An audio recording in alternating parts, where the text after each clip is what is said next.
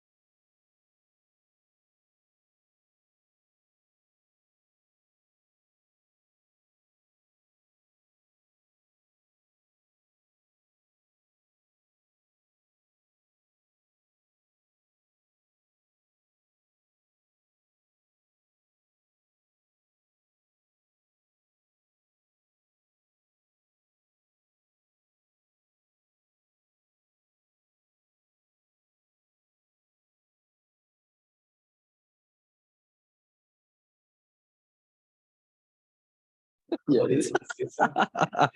Testing. Okay. It sounds good. Yes. Y no sería mejor como un thank you for coming and for joining us. Yeah. Sí, pero yo no lo voy a organizar. Pero quien lo hizo, luego de no está mal. Solo quedan 20 minutos. A ver.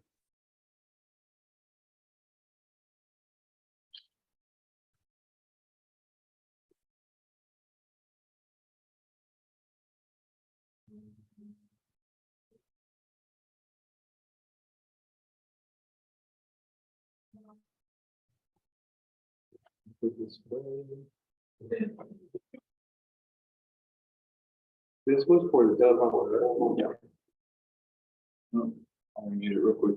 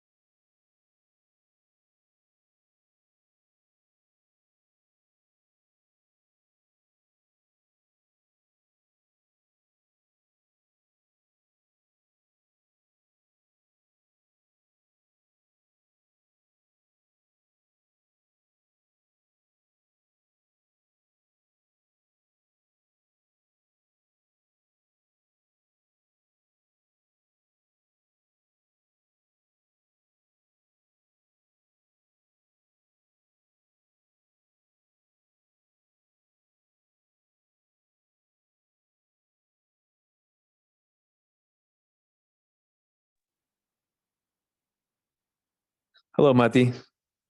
What's up, Andres? Yeah, hey, looking sharp today, man.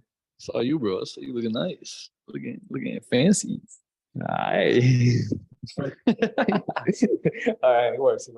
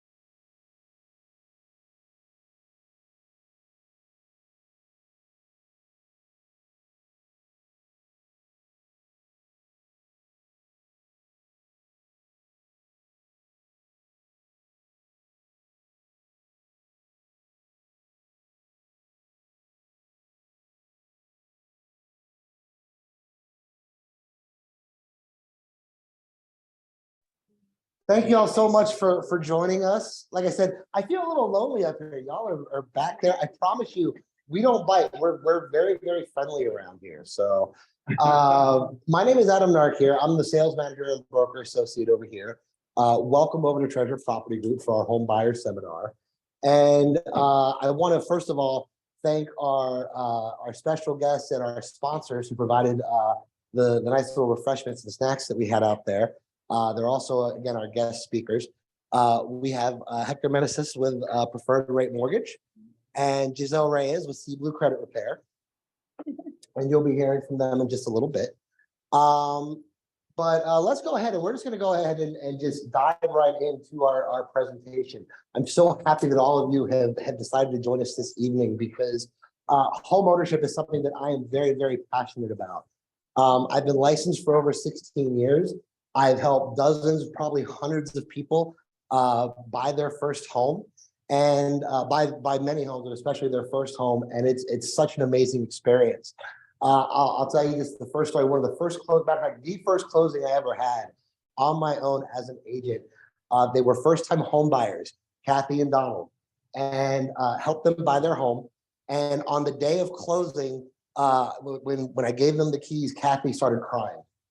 And it turned out she grew up in a military family and she moved around from house to house and like never owned a home. And that was always a dream of hers when she was like a little girl.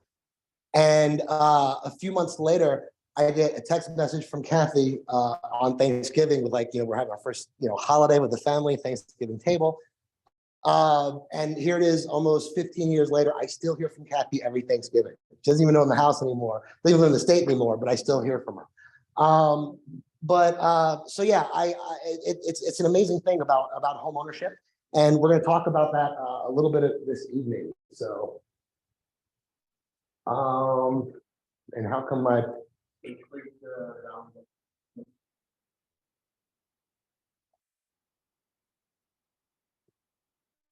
it worked earlier.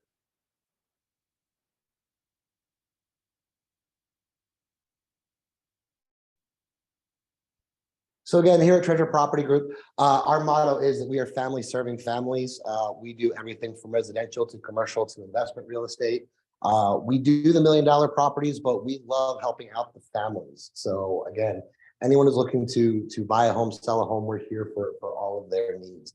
Again, I'm the sales manager and broker associate over here. I've been licensed for over 16 years. I'm also a state certified real estate instructor, and I'm a Palm Beach County native. I was born and raised in this area. So been around, seen a lot of things, helped a lot of agents, helped a lot of home buyers over the years. So next slide.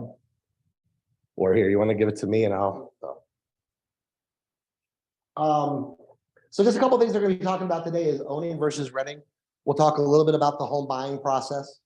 And then we'll just talk a little about credit and some of the financing programs that are available. And then we'll have a little question and answer session for everybody afterwards. Okay. So, and these are what we'll be talking about this evening. So next slide. So what are the benefits of owning versus renting? I will tell you this, in my 16 years of doing real estate, the one thing I've heard more than anything else is I should have bought back then. A year ago, 3 years ago, 5 years ago. I've heard that more than anything else in my 16-year career. When is it a good time to buy real estate? From my perspective, it's always been a good time to buy real estate, okay? Because there's a lot of great benefits to it. Again, appreciation. We've seen so much appreciation here in the post-COVID era. I helped a friend of mine purchase a home in the Northwood area, which had she not been a friend of mine for almost 30 years, I would have bought this home. I love this home. She bought it for $175,000, held onto it for 4 years. We sold it later for $450,000. Okay. I mean, this is what's happening in this market right now. But even when we didn't have all this explosive appreciation, we've always had property values have always gone up an average of somewhere around 3 to 5% almost every year. So it's always been a good time to own real estate just for that reason. Again, leverage, you can get a mortgage on the property to purchase other properties that you can have in cash flow and help you invest in real estate. There's all kinds of tax benefits. Saving money. moving expenses is very expensive. Moving is very expensive these days. Okay. So you actually save money by owning a home. You have more space. Again, for your things pile up very quickly when we own a home. Your security, of course, pride of ownership. It's just something that about owning a home to say this is mine, you know, versus that you just don't get that when you rent a home. So next slide, please. Now, again, there are some downsides when it comes to owning versus renting. When it comes to owning a home, yeah, you have monthly mortgage payments. You got to pay your property taxes, your insurance, you have maintenance and upkeep, utilities. There might be HOA fees, you know, and yes, it is a commitment. You can't just up and leave that house. But let me tell you something about these things, okay, and how I look at this. All right, let me talk about this last one when it comes to the decreased mobility. One of the great things about living in Florida is it's very easy to rent out properties. There's always people looking to rent. So it's not uncommon if you buy a property, you live there for a couple of years and you have a change in life, you can very easily rent it out. But as far as these other things go, okay, I want you to think about this, all right? You either got to own and pay all of that stuff or you got to rent, right? I mean, everyone's got to live somewhere, don't they? All right. Think about this for a minute. You know what the average rental price right now is for a 3-2 house in Palm Beach County? Close to $3,000 a month, okay? Right around that, depending on where you're at. Do you know that rental prices are increasing an average of about 8 to 10% every single year? What does that mean? Well, that means that that house that you're renting this year for $3,000 a month, next year is going to cost you around $3,300 a month. And the year after that, $3,500 a month. And the year after that, $3,800 a month if those trends keep happening. Okay? When you own a home, your monthly mortgage payment is fixed. That doesn't change. And Hector's going to talk to you a little bit about that. And yeah, these other things might fluctuate a little bit from year to year. Yes, these things do go up a little bit, but it's very small compared to that 8 to 10% increase that you're seeing in rent. So it's always a good time to own a home, even with all of these things that are going up. Next slide, please. Now, again, buying a home, it may not be right for everybody. Again, it is a commitment and it's not for everybody. If you're only going to keep the home for the short time, it's probably not for you. Okay, it is a commitment. You do own it. You are gonna have to maybe put a little more money into it. You know, if you're not sure if you're gonna like the area, I tell people if you're moving to an area that you're not familiar with, that you know nothing about, you might be better off renting for a year just to get a lay of the land, just so you know where you want to be at and where the right spot is for you to buy at, because it's such a personal decision. Again, if you don't have steady income, if you don't have enough money for the down payment, you know, I tell people all the time that no matter how much you love a home, it can be your dream home, whatever that dream home looks like. But the moment you struggle to make that mortgage payment every month, you will fall out of love with that home very, very quickly. So you really want to make sure that you're comfortable with that monthly payment. And again, we'll talk about that in just a little bit. And again, yes, buying a home, it is an investment, but also and yes, we have to keep in mind the financial aspect of it. But remember, this is your home. This is where you're going to live. This is where you're going to entertain. This is where you're going to raise your family. You know, so there's it's got to be very functional. There's got to be that personal aspect to it as well. So you can't just buy it just because it's a good buy. It's really got to fit for you and your family. Next slide, please. Hey, there I am. So, right.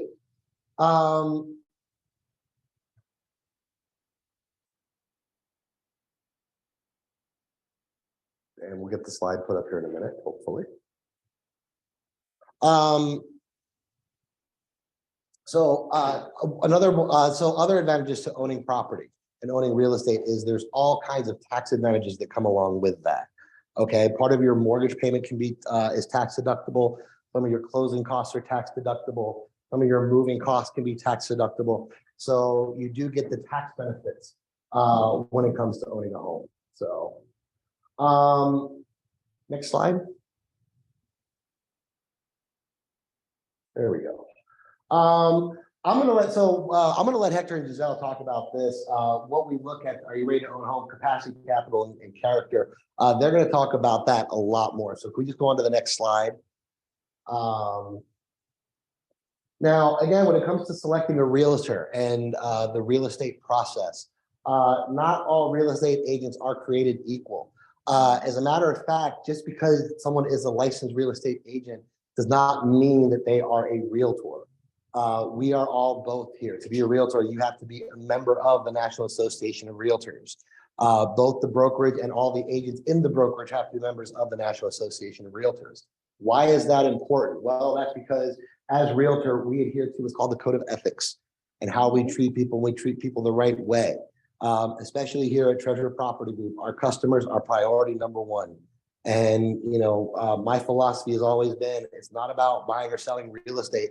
It's about creating a great experience for you, the customers. Okay. And doing everything that we can to help facilitate that. And again, whether it's buying your new home, buying your next home, selling a home, investing in real estate, we're here for that as well. So next slide, please. Again, I will let Hector talk about this a little bit, but again, how steady is your job history? Do you have equal pay or more? But there's all kinds of alternative loan programs that Hector's going to talk to you about in a little bit as well. Next slide. Again, we help you decide what you want, whether it's new construction, resale, do you want newly remodeled, do you want a fixer-upper, historic homes, single-family houses, condos and townhouses. There's a difference between the two of them. You really need a good agent that can help you out with that. And also too, what is your wish list? And also too, more specifically, we kind of help you out with what are your needs versus your wants. Okay. We all would love that dream house, whatever that dream house looks like for you, whether it's a condo on the beach or that big single family house with a big white picket fence, but not all of us can afford all of that. So again, it's what are your needs versus your wants, and we really help you dial in on that. Next slide. So again, how much can you afford? Again, we really want to make sure that you're comfortable with that monthly mortgage payment. Because like I said, the moment you struggle to make that payment every month, you will fall out of love with that home very, very quickly.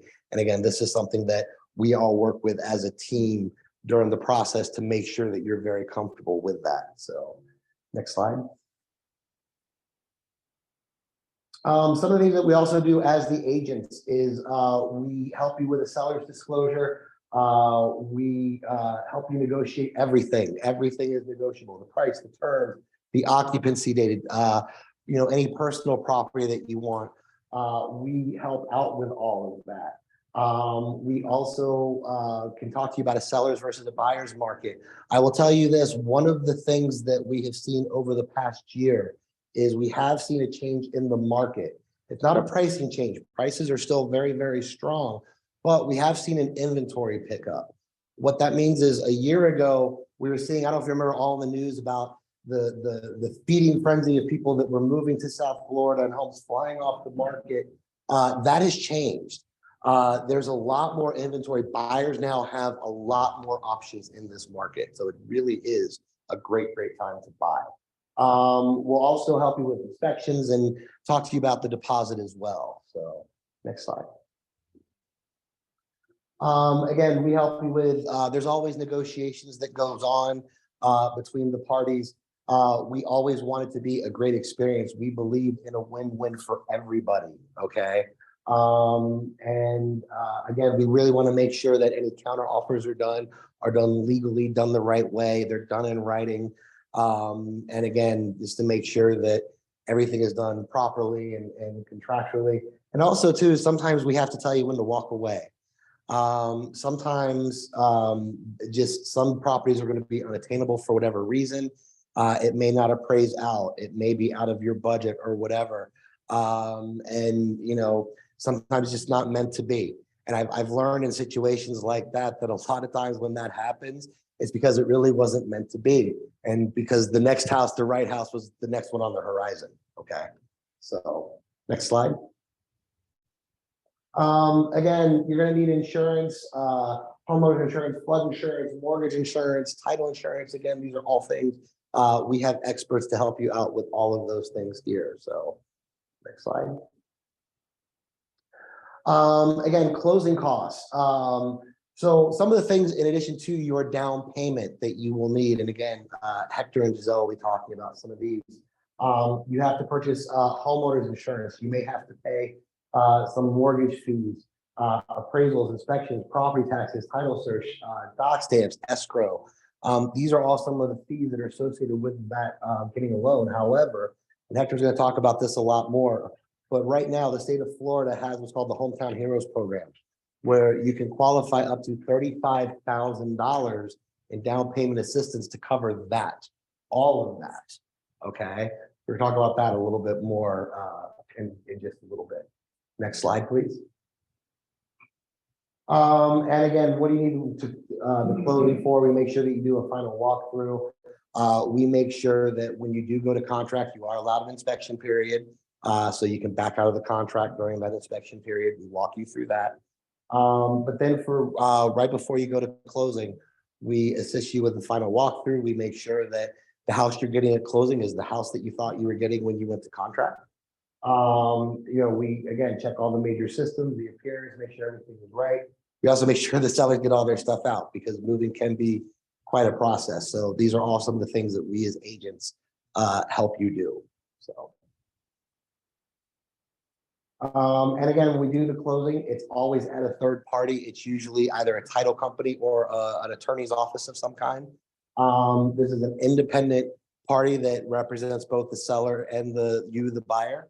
They help you sign all the documents, whatever loan documents are involved. They explain everything to you, and they educate you on the process as well. And they're an independent party that helps everybody out.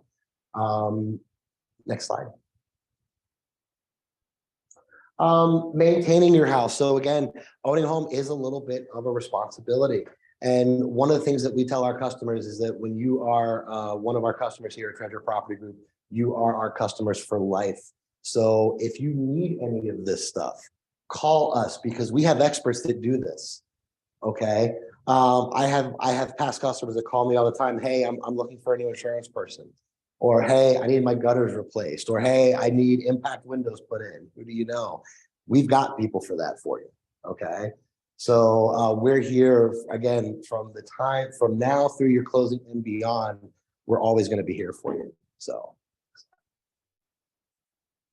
Budgeting, again, we're going to make sure that, we walk you through with your budget. I'll give you a quick little budgeting tip. After you do purchase your home, I tell everybody, if you have some extra money, go to your bank, open up a savings account, call it the house fund. And whenever you get extra money, put it in the house fund and do that until you have 1 year's worth of mortgage payments saved up in that account. Why is that? Well, because there's this thing in life called life happens. And God forbid something happens to you, you're sick, you're out of work or whatever, you're able to keep making that mortgage payment. Plus also too, you need to make repairs on the home, especially if you're waiting for insurance to come in, that can take months. But if you have the money to do the repairs, it's a lot easier that way. So, save money. A lot of people aren't really doing that these days. So again, these are just some of the things that we help you out with. And again, like we said, there's all kinds of tax incentives, homestead exemption. When you do purchase a home in the state of Florida, you are allowed to make it your primary residence and file for homestead exemption. What does that mean? Well, property taxes can go up as much as 10% every year. However, if your property is homesteaded, the most it can go up is 3% every year. That's it. It's capped. So, and that's every year. That's huge, huge savings over time for you as well. So, as well as other deductions that you receive as well by being a Florida resident. So, thanks. And also too, you have equity. Over time, you can get a second mortgage, you can get a home equity line of credit, and use that money to purchase more real estate. Again, I know I have a lot of people that are using real estate to help fund their retirement. They're using real estate to help fund their kids' college. Okay, there's a lot of things that you can do with that, leveraged the right way. You borrow that money, you get a loan at 5 or 6%, turn around and invest it in real estate that's giving you a rate of return of 12 or 13%. You're making money, your money's working for you. So these are just some of the things that we help you out with. Next slide. Oh, well, what are going to be your next step? Well, we're going to talk about that right now. Again, we're going to work on the credit issues, talk about a family budget, talk about getting pre-approved. Again, any kind of down payment assistance programs that you're available for. We'll talk about all that. Then once we figure all that out, then we go house hunting. It's a beautiful, or house shopping, house hunting. It's a great little process. So, so with that said, I would like to introduce our next speaker. So if we can go ahead and change slides or change presentation. So Giselle. Okay. So I'd like to introduce Giselle Reyes with Sea Blue Credit Repair. Sorry, a little tongue tied there. And Giselle's going to talk about just because credit is just so important when it comes to purchasing a home. And there's a lot of things that you can be doing now to get yourself in a better position to buy a home. A better credit score can help get you a better interest rate, which can either help you purchase more home or save you hundreds of dollars every single month. So, yes. We're gonna. So at the end of after we have the presentation, we're gonna do a question and answer session for anybody who has questions. Okay, is that good? Okay, we'll get some pens passed out to everyone right now, and yeah. In the meantime, let me introduce. You want to have any question on your? Does anyone have any questions on mine? Again, we'll do a question and answer session at the end because I'm sure there will be questions. I'm sure. Yep. So. Okay, Giselle? so until they switch the PowerPoint presentation, good evening, everyone. I hope everyone is having a good time this evening. I know lots of learning, right? And thank you for Treasure Some pens Property we can Group, get. right, Thank for Perfect. putting this Awesome. all Thank you. together for us and giving back to the community by providing these educational seminars. So we appreciate what they're doing for us, right? So credit readiness. Before we get into this, just to tell you a little bit about myself, I've been in the industry for a little bit over 20 years in the financial industry, helping and guiding clients to home buying, right? And getting them prepared for this big, right, investment that you're about to encounter. So today I'm going to be sharing a little bit about how do you get credit ready when you decide to buy a home, right? It's a process.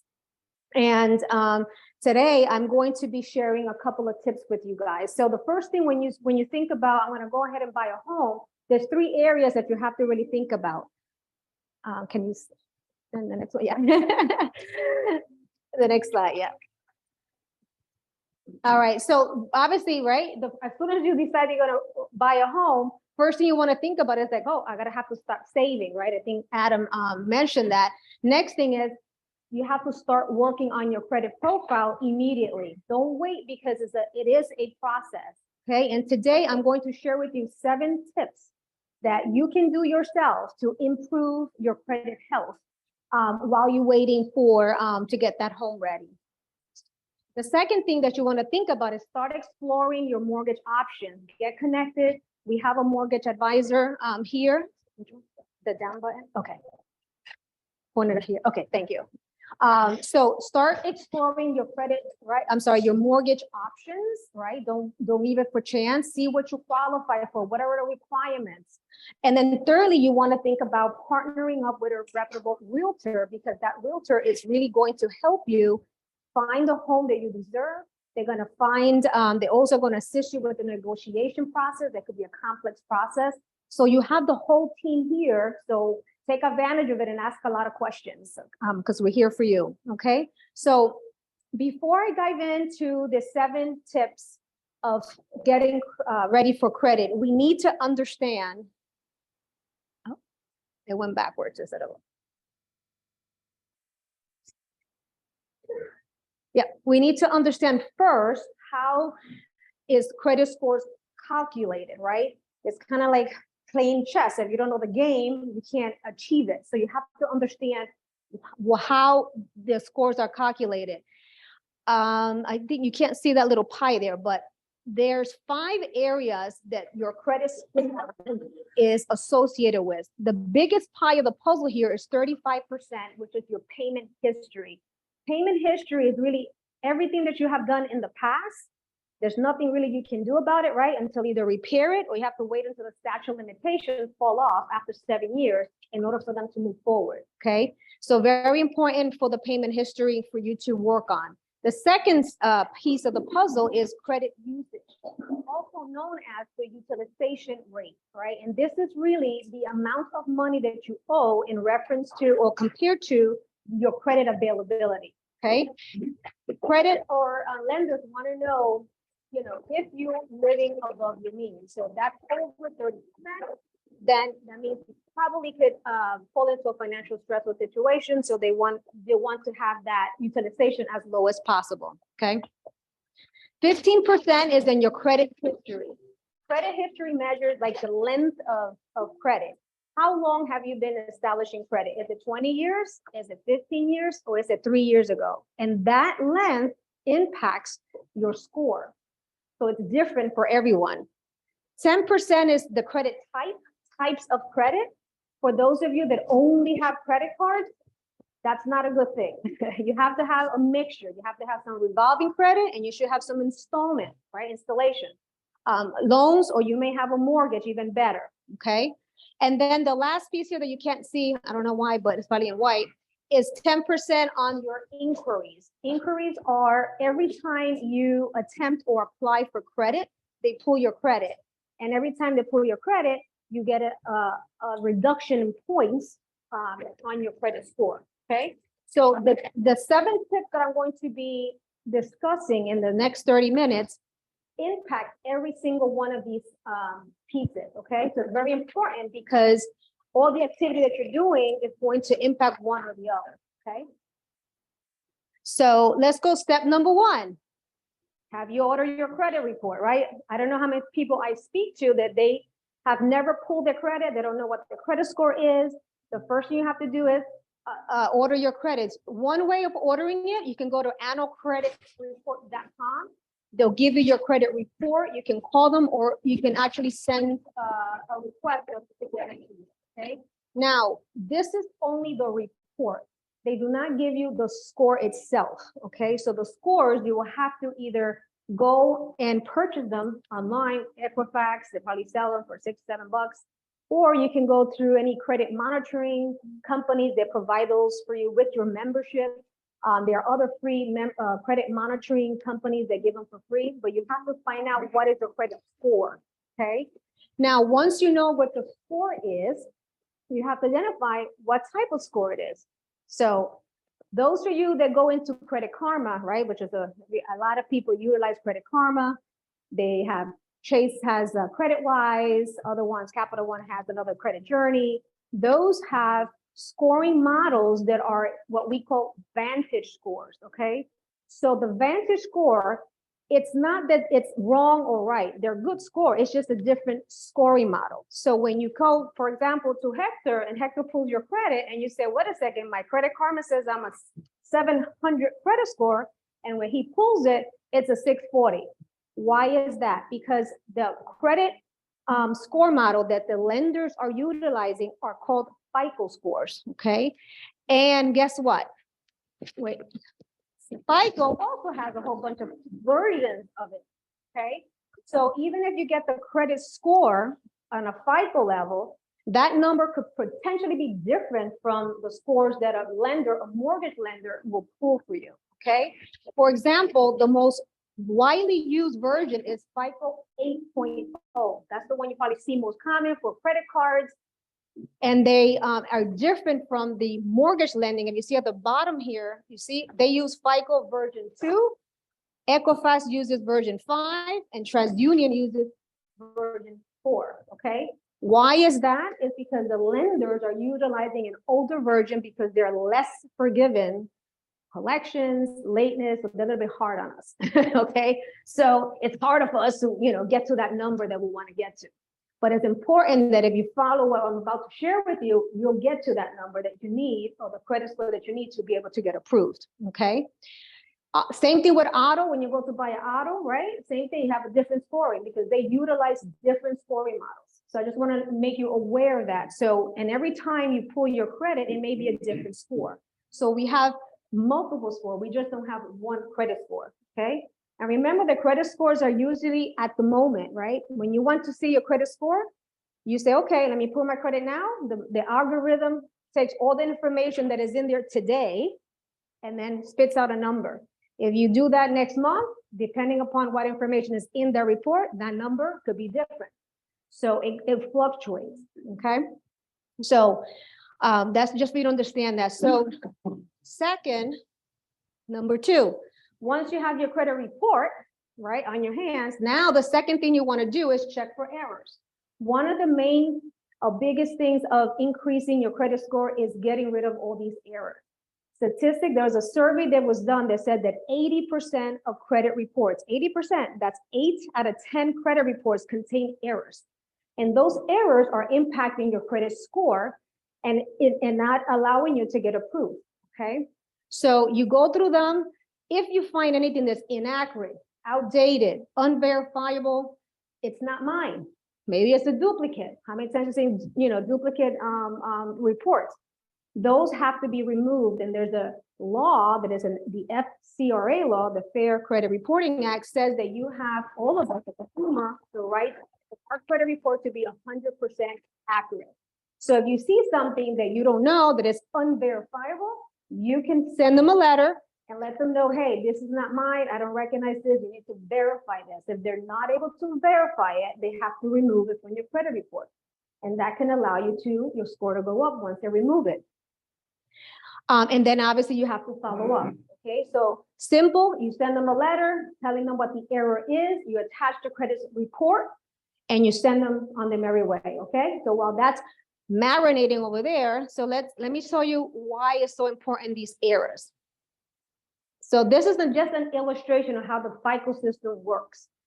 FICO puts all of us in these buckets, separate buckets, okay? So let's assume, and this, just as a disclosure, this is a fictitious example, okay? It doesn't mean to mimic any points you earn for having any specific account or derogatory item. This is just for illustration purposes, okay? So they put us all in a bucket. Let's say that you have collections, repossession, lateness, all these derogatory items. You are in this particular bucket. In this example, you have collections, late, and you have a couple of positive accounts. This score only could get you into 610 points, okay? It's not until you remove, let's say, that collection that you're able to move to the next bucket. And these are all the people that only have late payments and, let's say, positive accounts, no collections, you see? So now it opens up for you the availability for you to earn more points. So I had a customer that came to me to fix their credit, and she had a 701, true story, 701 credit score, and she wanted credit repair. And she's like, Giselle, for the life of me, I have no debt, and she didn't. I pay all my payments, credit cards on time, but I cannot move that 701. I can't get to that 740. Why is that? So when we ran her credit report, sure enough, she had one Bank of America charge that was there from 2011.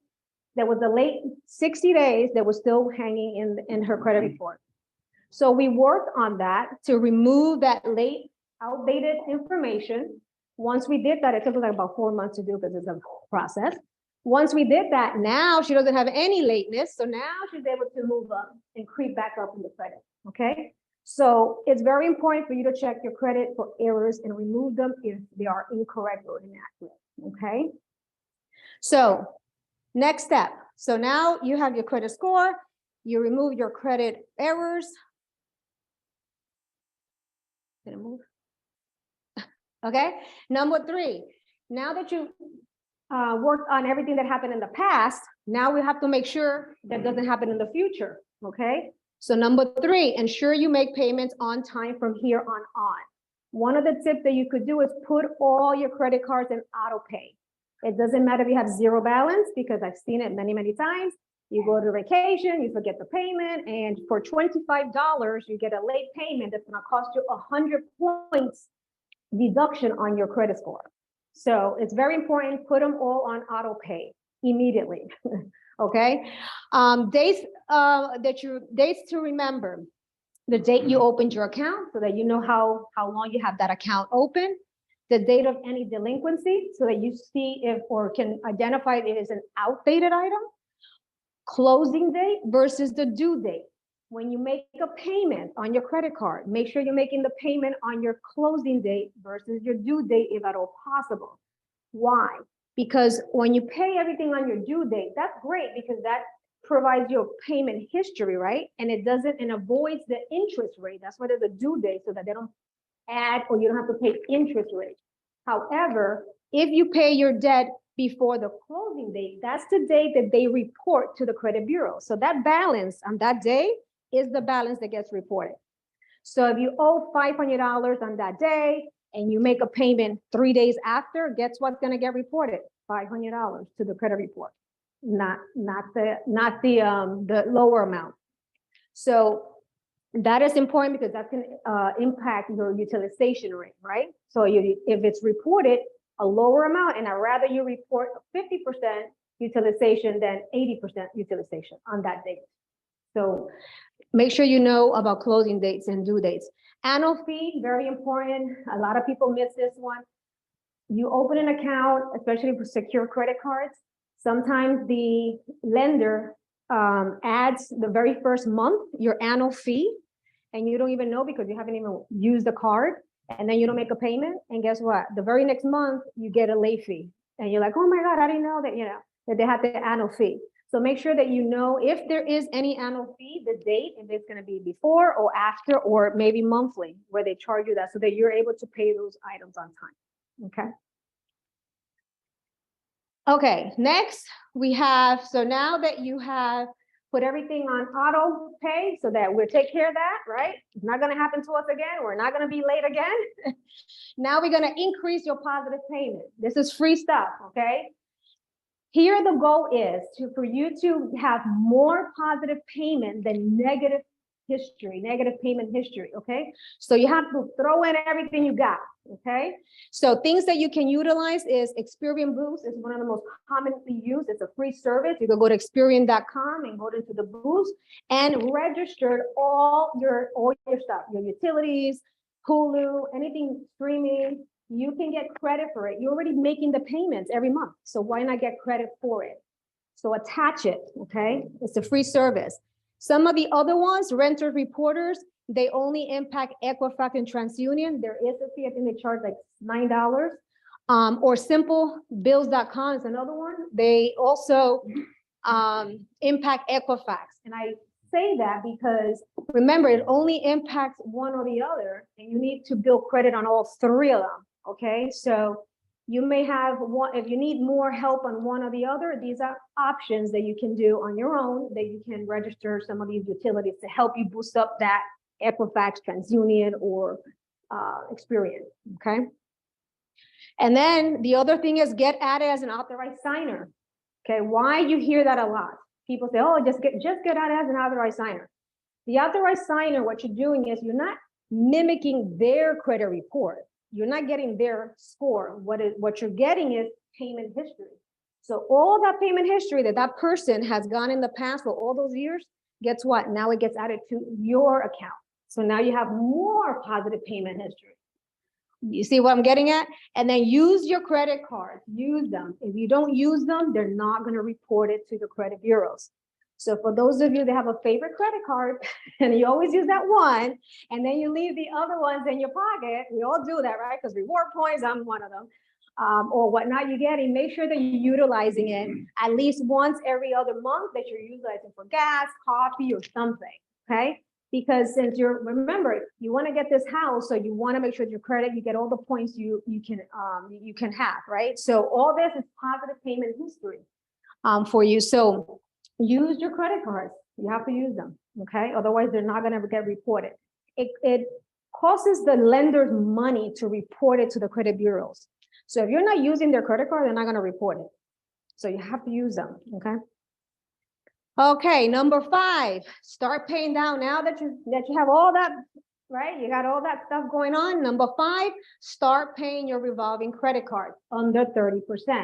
Okay, I think Adam had mentioned before, create a spending plan, right? You have to check your financial health. This is an investment that you're doing in your home. You're buying the biggest asset that you probably have in life, right? So create a spending plan first. See where your money is going. We all know where money is coming, right? When we get paid, but we never know where it's going out. So sit down one day, take your bank statement, do a spending plan, see exactly what every dollar going out. And if you see that you're paying too much money at Starbucks, maybe it's time for you to start buying your K cups or go to the bank for free coffee, okay? Come here for free coffee, yeah. There you go, see? I am telling you, okay? So once you find out where your money is going, now you're able to create a budget, right? Because now you know how much money you have. If you know where your money is going and you see some things that are old membership that you haven't used, cancel them. If you're not using them, cancel them and allocate that fund into those payments for your credit card, okay? Gain financial education, what you're just doing right now. Attend webinars, workshops, encourage your friends to do that, because the more knowledge you have, the better you're gonna be well off. And then don't close any accounts. So once you paid your bills down, don't close them, okay? Closing accounts hurts your credit score because it impacts credit history, because it shortens your credit, right? Your age. It could impact your utilization because it impacts your lit, because now you don't have that extra limit, so now your utilization goes up, okay? So don't do that, okay? What else I want to forget about here? So don't close that, okay? So we got this, right? I know we got this. So we're gonna get that. Oh, so the next thing we have is debt repayment. So to help you with that 30% to pay your bill, because sometimes you probably say, well, that's easy to say, right? I don't know how I can put that down, bring those balances down. There's two debt repayment strategies. We have what we call a snowball effect versus an avalanche event. So the snowball effect is a strategy where you list all your credit card debt, okay? And you tackle the smallest balance first, okay? So it's balance wise. So you have a credit card 500, do that one first, and then everybody else just gets minimum payment, okay? And then once you go this one, you go to the next one, and then minimum payment for the other ones. And then you go to the next one, okay? The avalanche technique is the opposite. You're going to take the highest interest rate, so the account that has the highest interest rate first, and you want to tackle that highest one first, and then you go to the next one. There's no right or wrong. It's just whatever is best for you, what your budget allows you to do it. If your money allows you, great. Personally, I like the snowball effect because it's kind of like, how do you eat an elephant? One bite at a time, right? So little by little, you pay one, you feel good about it, you feel accomplished, you did a goal, and you go to the next one. It just motivates you to go to the next one, and you feel better that you're bringing down those balances, okay? But they're both good strategies for you to utilize, okay? Let me see. Nope, next one. This is not working. Yeah. All right. So, nope, next one. There we go. Number 6. We're getting there. So, all right. So we got that down. We got a financial health. Next thing you want to do is stop or avoiding unnecessary new credit. Okay. We see this a lot. JCPenney, ring a bell, Macy's, ring a bell, right? They all say, hey, 20% off if you go to a credit card. And we just want to save that money. But I will tell you, you're going to spend more money than that 20% on your credit because your credit score goes down. So if you're planning to buy a home, stop immediately of getting more into debt, applying for all the credits, okay? Just say no, right? We're going to say, no, thank you. So new inquiries, they affect, so how the new inquiries lower your score, it affects your inquiry because it gives you a ding, right? A hard inquiry when you apply for credit. It shortens, once again, your length of history because now it's a new account. So now your average age, you just shorten that. If you use the card, it could increase your amount you owe. So now you have more debt. And then if you don't use it, it could affect your utilization rate because then it doesn't get reported. So you see how this whole thing is confusing? It's like, so you have to kind of manage it and balance that out. So make sure that whenever you need credit, then you ask for credit when you need it. But if it's unnecessary, don't. For inquiries, there's no really like, we want to see at least maybe 2, a year of inquiries. They don't like to see a lot of inquiries. If you're new to credit, applying to a lot of credit at the same time is not good either. Okay, so you have to, like, if you apply for one, wait a few months, like maybe 4 or 5 months, and then you apply to the next one. Okay, it's because if you apply to a lot of them at the same time, they'll actually penalize you because they think it's, I'm saying, like you're applying for too much at the same time, and that's gonna affect hard inquiries. It's just gonna go down. It's not gonna go up. So space them out as you apply for credit. Okay. And then, oops. Yep. Last but not least, maintain a variety of credit accounts. Okay, so we don't want to see, FICO doesn't want to see that you only have credit cards. You have to like mix it up. Okay, the ideal mix is between 3 to 4 active revolving credit, and I put active because a lot of people say, "Oh, I have credit," but they're closed. If they're closed, that'll count. Okay, it has to be 3 or 4 active revolving credit, 1 active installment loan, could be an auto loan or personal loan or anything like that. And if you even want to have even more points, if you have a mortgage to add to that, then they even reward you with more points with that. Okay, so there you have it. So you have now 7 tips that you can do on your own. Doesn't cost you anything.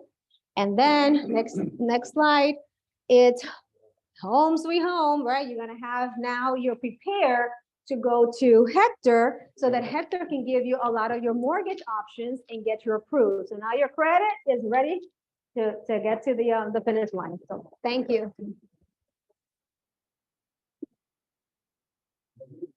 We'll just bring up Hector. All right. You want good evening? My name is Hector. Been in the industry since 2003, worked with some of the major banks in Miami, worked in the banking industry, and then transitioned over to the direct lending field. My passion, I love assisting people achieving their homeownership dreams. I think these type of seminars are very important to have.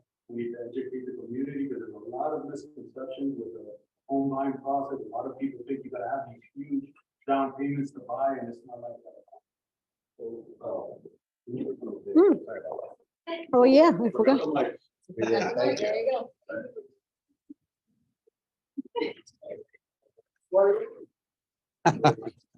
So my name's Hector Meneses. I work with American Pacific Mortgage, been in the industry since 2003. I think these seminars are very important to have. There's a lot of misconception in the home buying process. A lot of people think you got to have 20% down, some huge down payments to buy, and that's not the case. There's a lot of first-time home buyer programs that are available, and these seminars, again, are important to educate our community so they can understand all the options that they have. How you doing? Welcome. Going in. All right. So the most important process during the pre-approval process is your documentation. Very, very important, this first step, because this is what's going to give us your whole financial picture. It's going to give us, it's going to let us know what's the maximum you qualify for, what's your credit score, and everything, what we need to work on. So I wanted to go over the list of documents that you're going to need during this first step. So what are the most important things for W-2 employees? W-2 employees are those that receive a pay stub, a paycheck where you're getting your taxes deducted. It's very important that we have W-2s for the last 2 years. So the 2 most recent years. Right now in the tax season that we're in, that would be 2022, 2021. Okay. Also very important, your pay stubs from work, that we get your most recent pay stubs covering a month. So that means if you're getting paid weekly, of course, we need 4 pay stubs. If you're getting paid bi-weekly or monthly or semi-monthly, we're going to need 2. Okay. And then we're going to need a copy of your driver's license. And we're going to need the last 2 months bank statements where you have the funds that you're going to be using for closing costs for down payment. Okay. Self-employed borrowers, very important. We're going to need the 2 most recent income tax returns. So we're going to need all pages. If you file business returns and personal returns, we're going to need both of them. We're going to need all the pages with schedules. Okay, very important. Also a copy of your driver's license, and we're going to need the 2 most recent monthly bank statements where you have your funds. It's very important with the tax returns that you have all the pages because there's a lot of different schedules there that we need to do to look at during the pre-approval process. So all the pages are necessary. And then also, if you haven't done your taxes for this tax season and you have an extension, I strongly recommend before you file them, let's start the mortgage process so we know, because with self-employed borrowers, it gets a little tricky. So what we use to qualify self-employed is going to be the net income that you have after your deductions. So what happens is a lot of CPAs that have the habit, you know, a lot of these tax prepare offices, where they'll start deducting a lot. They'll do a lot of deductions, right? Because they're trying to help you so you don't pay a lot of money in IRS, but then they're hurting you because when we're trying to do financing for a loan, we got to use that net number. And if that net number isn't enough to qualify, there's nothing we can do. So it's important before you file your taxes, you know, get that review, get that pre-approval process going. So that way you have an idea of how it works, what you're going to need to qualify, because those deductions could hurt you at the end. Good.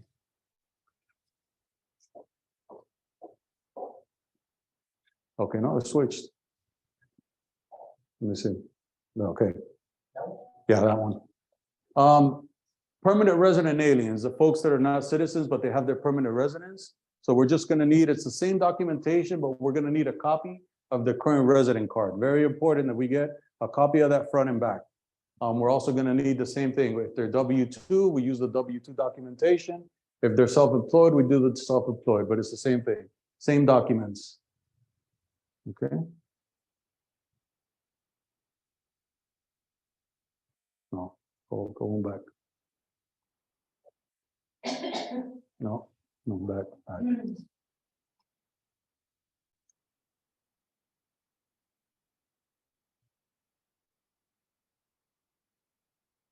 Okay, this one is important that I want to touch on for the non-resident alien borrowers.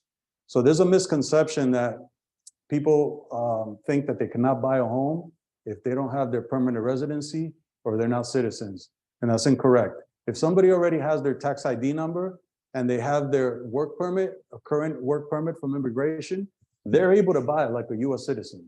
They get the same thing. They can use that tax ID number if they have credit history established, just like a social. It's the same process as a US citizen. But we do have to have that current employment authorization card. That is very important. Okay? Alon, you can, one more thing with the documents. When you get your documents going for the pre-approval, if you're gonna bring them to it's better to bring them to the office so we can scan them here. Or if you're gonna send them to email by me, it's very important that you scan them legible as a PDF if possible, especially when it comes to tax returns. Because from my experience, what I get a lot is people take pictures of the different pages of the tax returns. You can imagine, you know, there's 20 pages on a return, they're all mixed up, and then it's just a mess. And then to switch them over, it's not legible. So when we start the loan process, we get a lot of delays just with the documentation, and we're not ready to go. So that would make a big difference.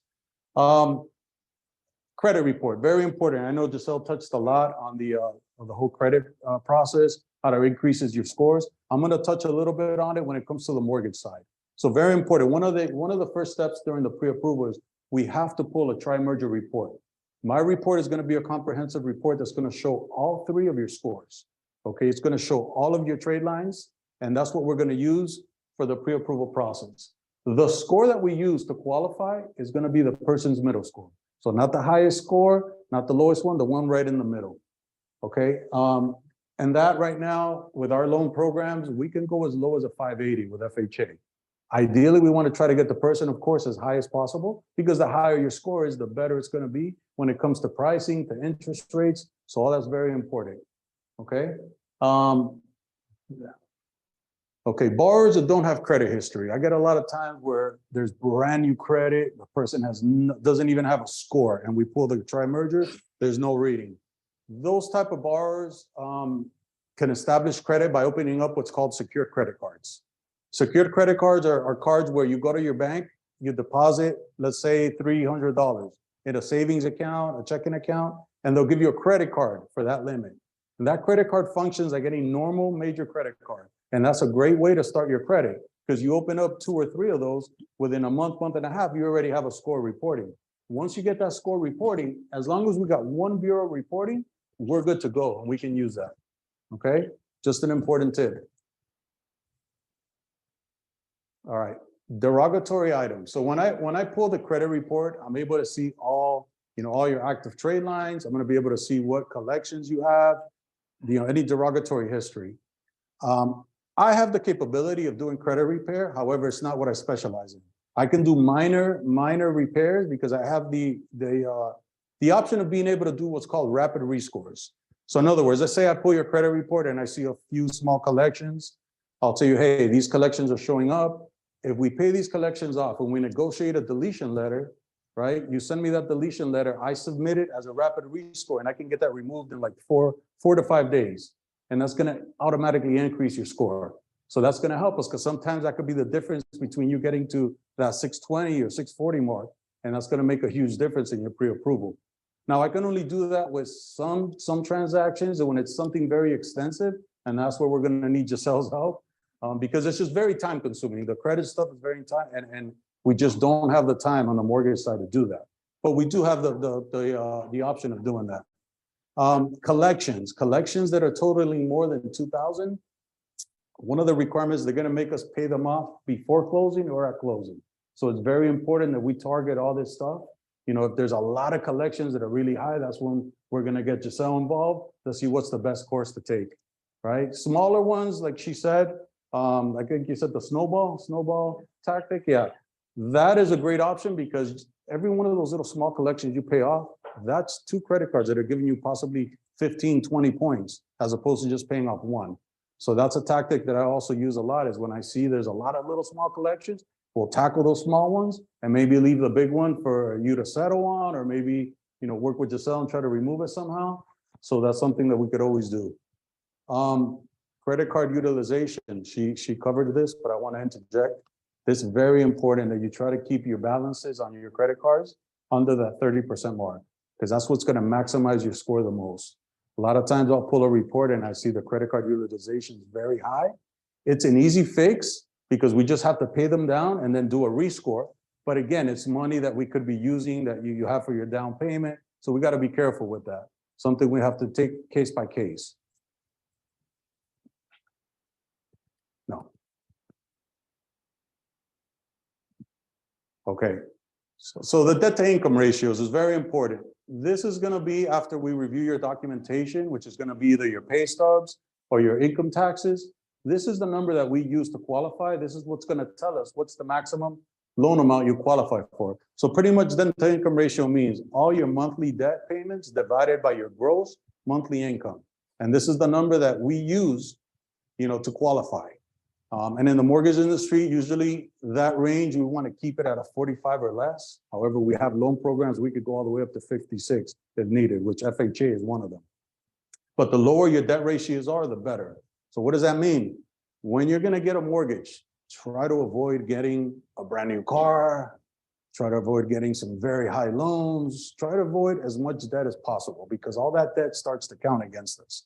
So I see a lot of times that folks want to buy a house, but then they went and bought a car first, and they have this huge car payment. Well, guess what? That car payment's taken away from our purchase ability. So it's very important to keep that in mind. If you're trying to buy a house, try to wait at least until you're done with your home purchase to get that car. Okay, assets, very important. So for your cash to close and your down payment, we're going to look at the 2 months bank statements, the most recent ones. Something that underwriting is going to look for is they're going to look at what type of transactions you have. You got to avoid large cash transactions. There's a lot of folks, especially nowadays, that are, I guess, a little nervous with what's going on with some of the banks out there, and they're starting to take their money out in cash and keep it at home. That's a big no-no, because then when we start the mortgage process and you go to deposit that cash back in your account, well, guess what? Underwriting is not going to allow us to use that money, and it creates a huge problem.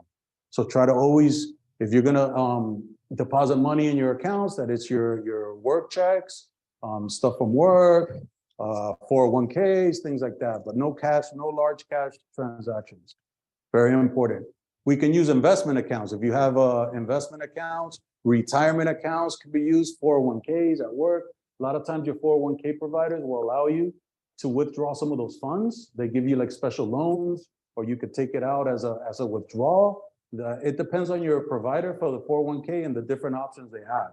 I would recommend, if that is where you're thinking of getting the money from for your closing, get what's called the withdrawal terms. You can ask them, the provider for it, and they'll give you the different options that you have to take out the money. So that's something that you could always be proactive and do. Gift funds are also allowed. If you have a family member that's going to help you with your down payment and closing costs, they can do that. There's a special way we have to do it. So try to wait until you speak to me, to your mortgage advisor, so we can instruct you on how to do the transaction. Again, it can't be cash, can't be a family member gives you cash and you go and deposit in the account. We have to actually show a paper trail. They have to show that they're depositing the money either in your account or they're sending it to the title company that's handling the closing. So it's very important that we do it a certain way. Now, it has to be a relative, and there's a definition for that. It can be defined as a borrower's spouse, child, dependents, related by blood, marriage, adoption, legal guardianship. So that's very important because if it's just a friend, they're not going to allow that. Understand? It has to be a family member. It could also be your employer. I didn't put that on here, but your employer or unions could also help out. So if somebody's going to get a gift from their employer, that's acceptable as well. Very important.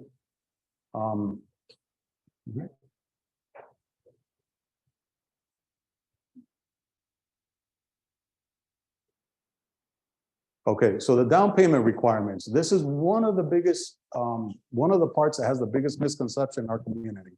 I don't know why a lot of people think you got to have 20% down to buy, which is not the truth. In the mortgage industry, first-time home buyer is anyone that has not owned a home in the last 3 years. Very important. If you owned one a long time ago and it's been more than 3 years, you're considered again a first-time home buyer. And that's very important because that's going to give you different options. Here are the main loan programs that we use that ideally are the best ones. First one's going to be FHA. FHA is a mortgage that's insured by the Federal Housing Administration, and it allows borrowers to purchase with as little as 3.5% down. This loan is only for primary residences, right? And it's backed by the government. The convenience of this loan is, this loan program is that they're very lenient on credit scores. We can go as low as a 580, and your debt to income ratios go really high with this program. So we see a lot of these loans. I do them all the time. They're very easy. And again, it's just a great program. The other option that you're going to see is the conventional loans. Conventional loans, you could go as low as 3% down with this program as well. And this is a program that they are set forth by the guidelines by Fannie Mae and Freddie Mac, which these are private entities, but they're sponsored by the government, and they're the ones that regulate our mortgage industry. And this, with Fannie Mae and Freddie Mac, you can go as low as a 620, but ideally these are loan programs for people that have a 680 or higher credit scores. They're a little bit more strict with the credit score, a little bit more strict with your debt to income ratios. Okay. And then one more. Oh, there's another loan program that I didn't put on there. That's going to be the VA loans. The VA loans are for the veterans. That's another great option. These are for people that are retired military, active duty, and it's for them or their surviving spouses that can take advantage of that program. The VA programs, you don't have to put any down payment. It's a phenomenal program. Interest rates are very low, and they're also pretty lenient with the credit scores.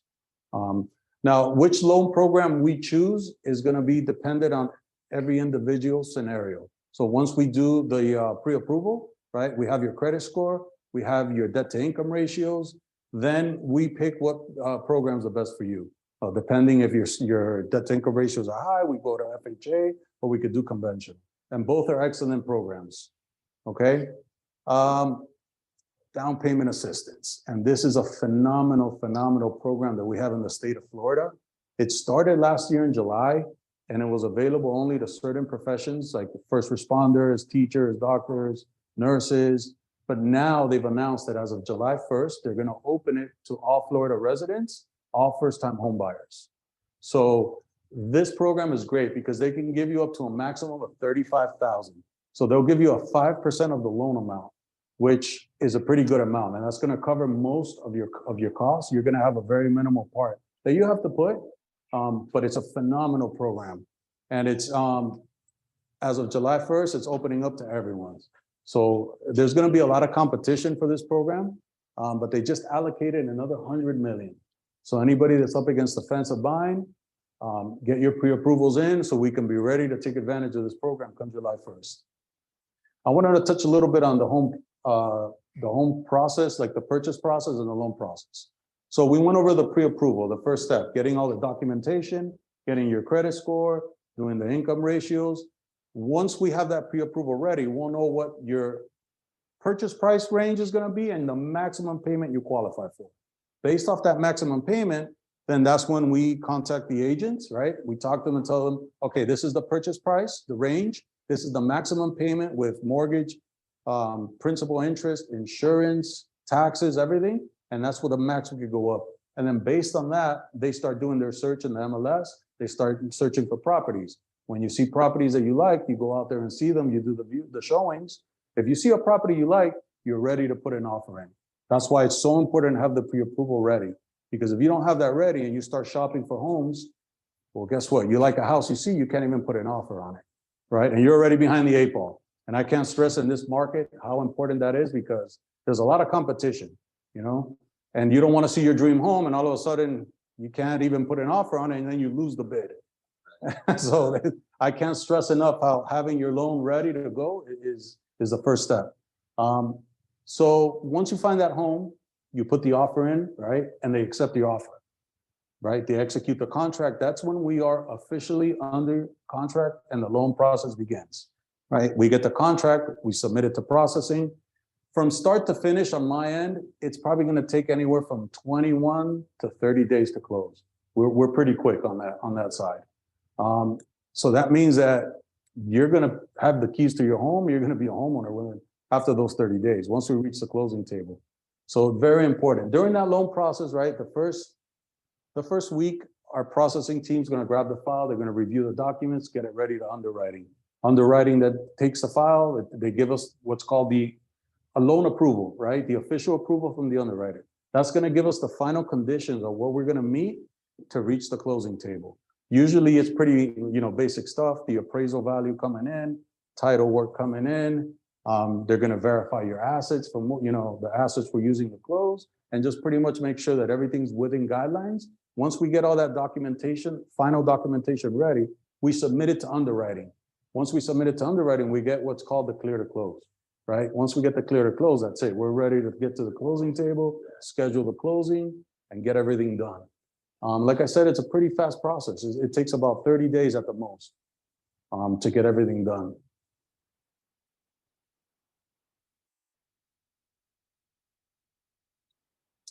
Very important. The do's and don'ts during the mortgage loan process. Over the years, I've seen it all. I've seen so many things happen that have jeopardized people from reaching the closing table. So it's very important during your mortgage loan process.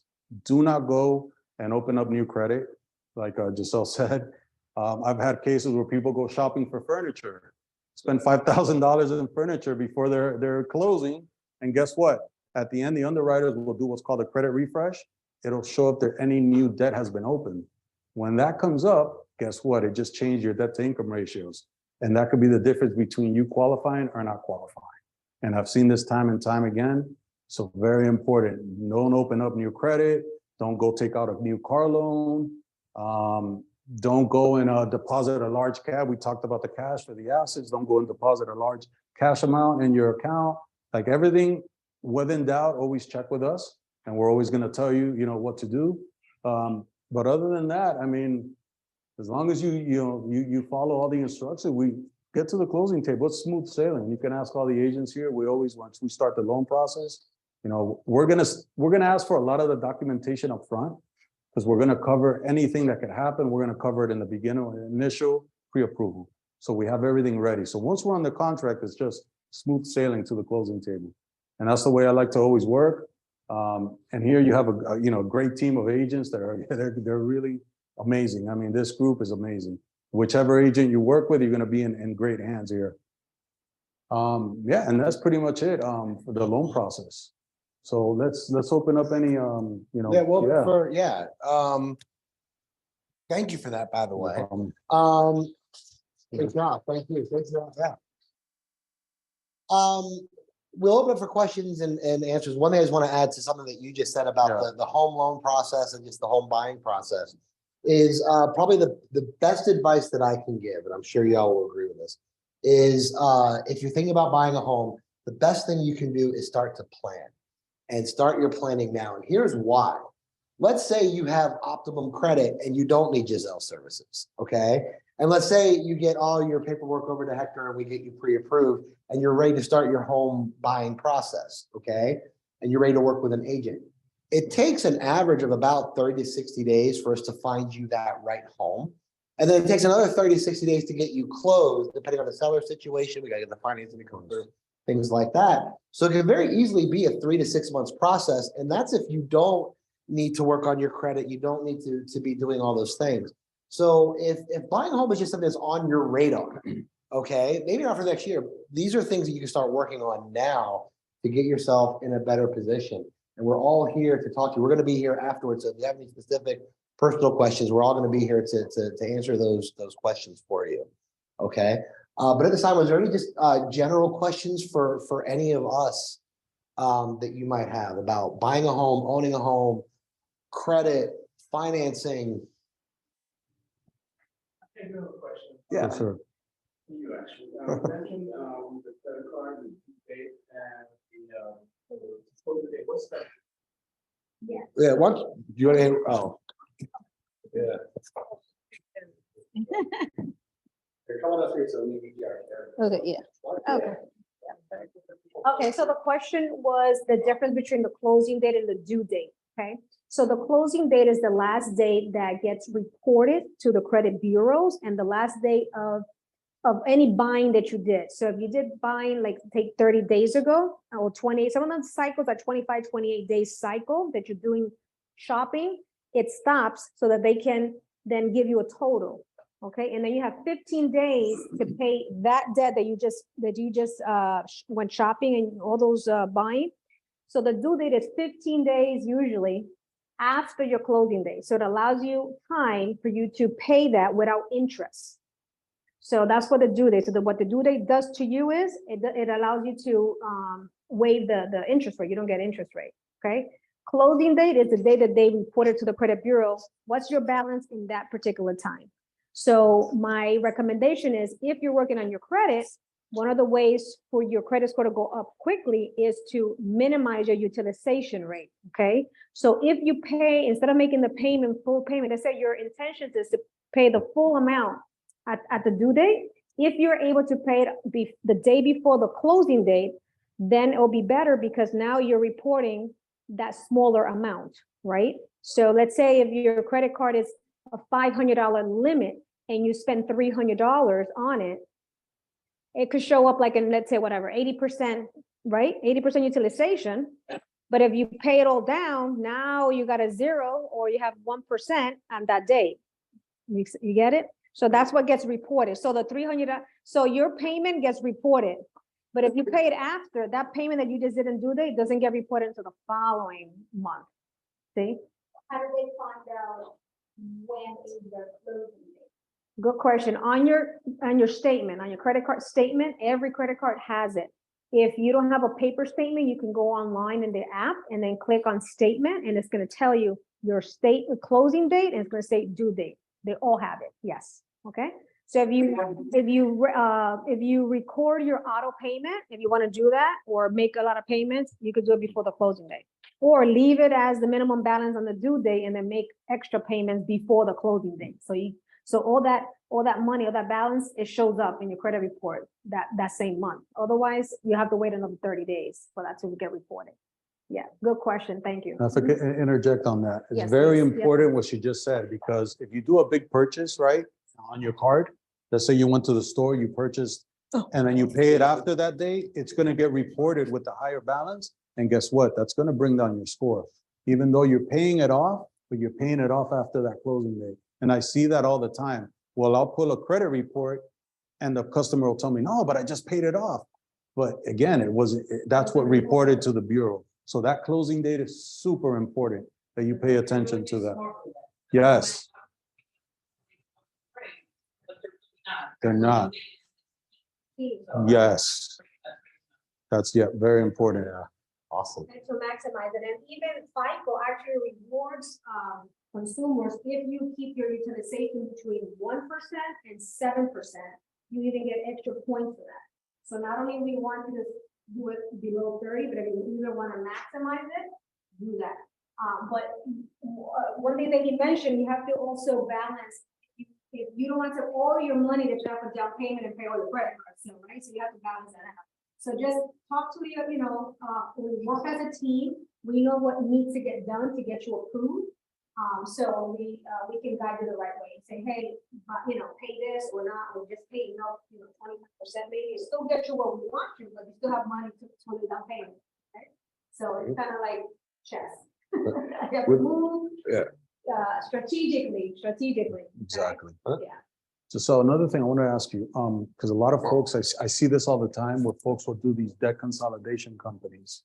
Can you touch base on that? Because a lot of folks think that they're doing a good thing by doing that they're fixing their credit because they're getting these companies to consolidate all their debt.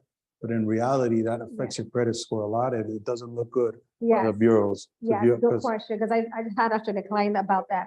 I honestly, I really don't recommend anyone to do debt consolidation unless it's like the last option before you bankrupt, you lost your job, you have zero income, but if you have income and you just have debt, well, welcome to America, we all have debt.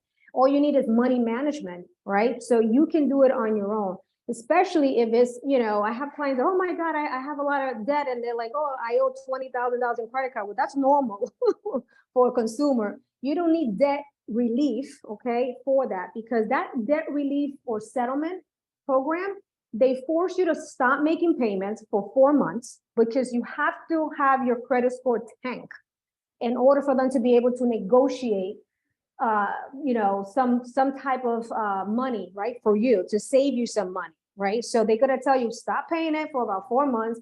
You have to be okay with your credit score tanking. And then after the 4 months, they're gonna come back and say, okay, they're gonna negotiate, right, with the collectors, pay less than the full amount. They're gonna charge you a whole bunch of money because these are lawyers' fees. So whatever you think you're really saving on the negotiation, you're pretty much paying them in the other end. And guess what? Even if you're in a debt relief program, it stays on your credit report. It stays there, and it says there, pay less than settled, and those derogatory items are not good for you to be on. So I will prefer, if we'll help you as well. So not only we do credit repair, but we guide clients in the credit counseling section for us to help you with that budgeting, money management, and get you to a position where you're able to pay down your debts. There are other, like I was telling you, strategies that you can pay down some of that debt. Like I said, if you still have a job, you can pay it. So. Yeah, for student loans, those, if you have any derogatory student loans and their default, honestly, there's nothing you can do. Okay, the only strategy that you have is to put them up to date, either by taking out another personal loan, paying that student loan first, make sure that that new loan that you're getting, you're paying it on time, and then we could tackle back the credit repair and look at the reporting of it, any inaccuracies, and see if we can remove it. But as long as you have a defaulted student loan, that's a government loan, it's not gonna go away until you fix that. So you have to pay that first in order for them to remove those. Yeah. It's possible. I mean, it's not impossible. It's just challenging. And then it's a government loan, so Yeah. that automatically, you cannot do FHA, you cannot do VA. It's a problem. However, they're flexible where you can call them and get it current. And I've had that happen a lot of times where they're right now, in a delinquent status. I've had them call, get the plan current, and we're good to go. Yeah, it brought down the score, but hey, if you get it current, you're able to move forward with that. Sorry. Basically, explaining how big the credit, how important your credit is, and how it can affect how much interest you're paying. Because what people don't know is if you're getting a 3% interest rate, or you're getting a 7%, that can affect your payment $200 to $300 a month on your mortgage. So can you just touch on that? Yeah, absolutely. In today's market, the 3% days are definitely over with. I mean, rates have been in the 6% pretty much all year round. There's been a few times where they've even gone up into the 7%, to be honest with you. But I mean, we can't change the market. It's the market we're in. You know, we still have to buy homes, live somewhere, and the market, you know, could change tomorrow, and then you could refinance. You could always refinance. You understand? That's always an option down the road, refinance. But the credit score makes a huge impact because it's not only the interest rate, but it's also what's called points, right? Every lender is going to charge points depending on the market conditions, right? And the person's credit score. So of course, the lower the score, the higher the risk. So the higher the points. And you can, I mean, we're talking about upwards of 2.5 points. 2.5 points is the equivalent of 2.5% of your loan amount. So that could be a big amount. And also too, I want to add this. I tell home buyers all the time, don't get too hung up on interest rates. Focus more on what your monthly payment is going to be. Exactly. Because even if you get a 30-year fixed rate mortgage, I don't know anyone who keeps it that long. And rates always shift. So when rates go down, that's when you look into refinancing and getting a lower payment at that time. But right now, just focus on a monthly payment that you're comfortable with and keep your foot in the door. Of course. Yeah, because that's a lot of things. I see a lot of folks say, oh, no, the rates are too high. I'm going to wait till next year. You could wait till next year, but then you're going to be paying for a house that's probably going to be worth 50 grand more, 100 grand more. Right. So what's going to be worse, paying them higher or paying a few $100s more over the mortgage We're paying payment? the rent. I mean, Yeah. Paying the Of rent. course. So to me, it's always a win to buy. You know, properties appreciate, especially here in South Florida. We're blessed to be in this market. You know, this market is always appreciating. But down the road, you could refinance, you know, when rates go down, because they're going to come down. We can take a look at that, refinance. And once we refinance, we'll lower the interest rate at least a point or higher. We drop the PMI. Before you know it, you're paying $400 less on your mortgage. It's worth it, you know. Any other questions? Any questions? Good anyone questions. online, or- Yeah, you were talking about like car payments.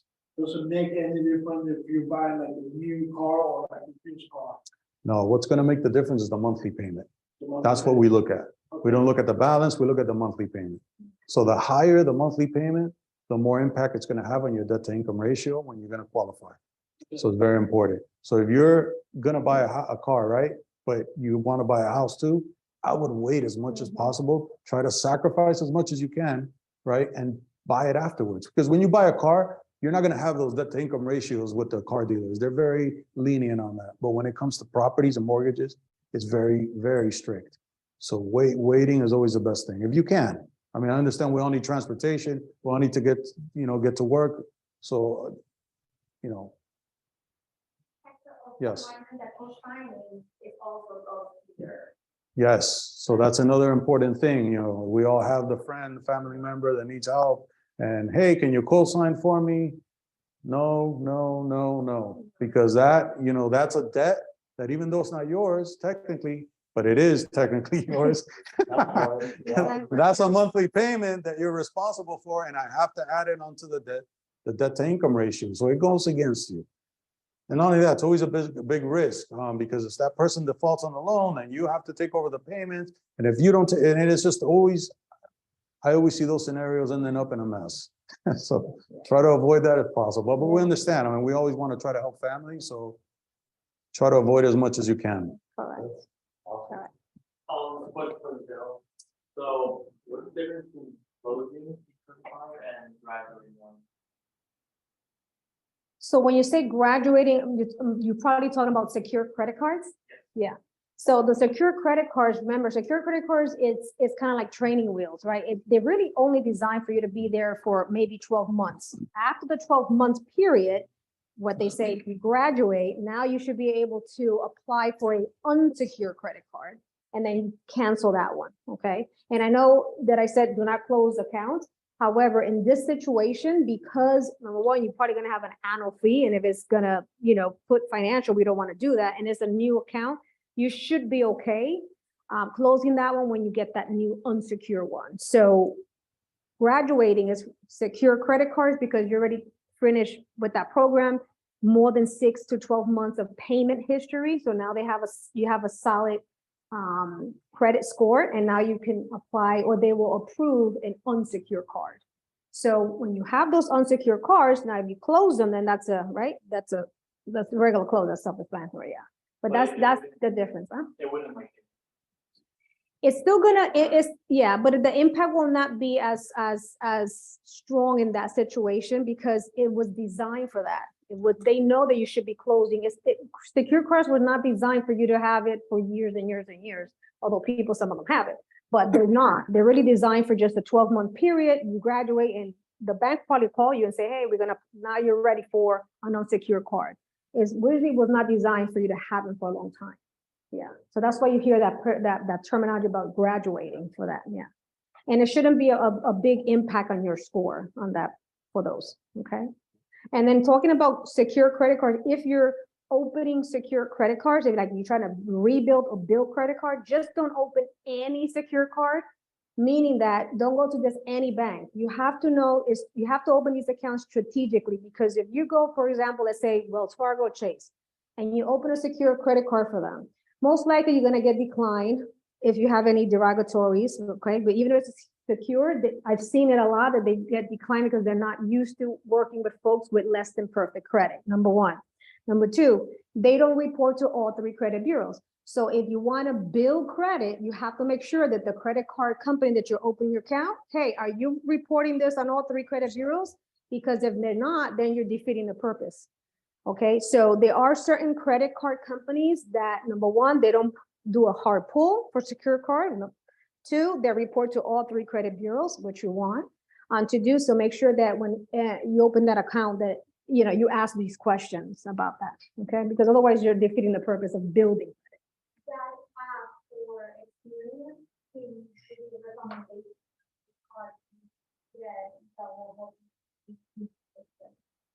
For all 3, just make sure that they report for all 3 credit bureaus, not just Experian, but they report for all 3. But they should be, yeah. So for someone that have only their current 20, and he wants to buy a house, but he doesn't have a credit. Okay. So that's the first thing that he start doing is build credit. So the credit so he can buy next year. Awesome. So first thing, credit, secure credit card. If you want, talk to me after and I can give you a link of a company that do report to all 3. And also I will recommend a secure loan, which works primarily like the credit card, secure credit card, but it's an installment loan. Remember about the mix that I was talking about? So you can start with the secure credit card, and then you're going to open a secure loan, okay? That loan, what happens is to open it, they charge you like $9 to open this account, okay? And then every month they charge you $25, and then every $25 every month that you pay, they put those $25 into a savings account. However, when you're making those deposits to your saving account, they're reporting it as if it was an installment loan. So now they're reporting payments every month, okay? And then after the 2 years that you're doing that, they return that money back to you. So you have save money. Now you have emergency cash, maybe $500, $600. Awesome. You have built credit with positive credit inquiry. There's no hard inquiry to it. So it's a win-win-win situation. So those 2, and then it adds to your credit mix. So now when you have the secure installment loan, now you have a credit card. And I bet you that in 60 days, you'll see your credit go up tremendously, and then you can start opening other lines of credit down the line, because you need at least 3 trade lines. Yeah, okay. What are the other questions? No? Good question. No employment questions, nothing about employment's a big topic in the pre-approval process. How long do you have to be employed in every job? So we need a total of 2 years of employment history. It doesn't have to be at the same job, right? So if you're in the current job a few months, right? But prior to that, you were at another job, we just need to have a full 2 years, right? That's important. Now, another important detail is it's not good to switch jobs all the time, right? Sometimes I get files where there's 6, 7 jobs, and the underwriter is going to start questioning why all the changes.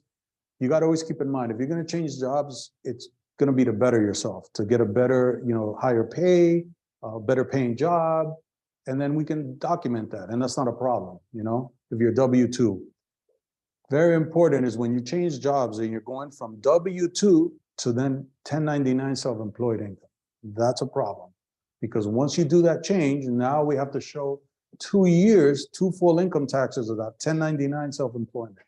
And then that's going to really delay you another 2 years to buy. So very important, keep that in mind. Switching from W-2 to 1099 is a big no-no. But having another job, it doesn't matter if it's W-2, as long as we have a full 2-year history. Home industry sector, doesn't have to be from the same industry when you're changing jobs. It's preferable if it is, but it is not necessarily, especially in today's industry. I mean, if people, you're trying to better yourself and you find another industry that's a better paying job, that's fine. It's when you go to a job that's paying less than the prior one, then they're going to start questioning that. So that's what to look forward to.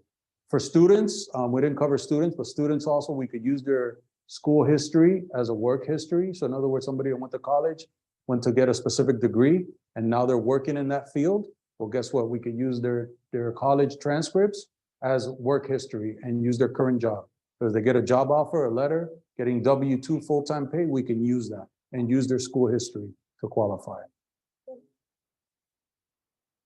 Awesome. Any other questions? All right. Well, I want to thank everyone so much for good. Oh, thank you so much. I know this Mike thing. I want to thank everyone so much for coming out. You know, one thing that that the three of us, you can tell, are very passionate about is home ownership, in case you can't tell that.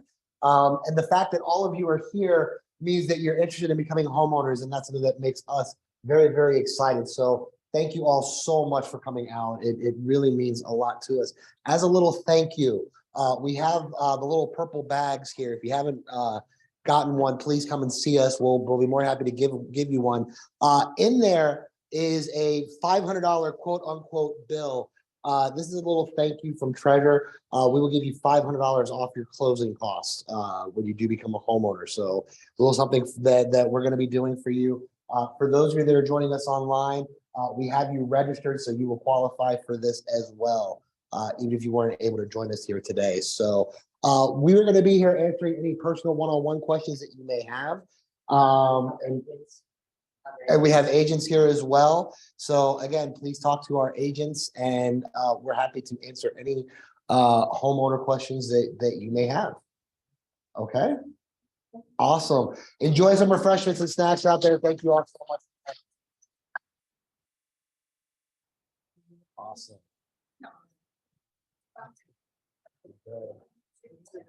I learned something new with that loan thing. So when you just said that they took a savings account. Yes.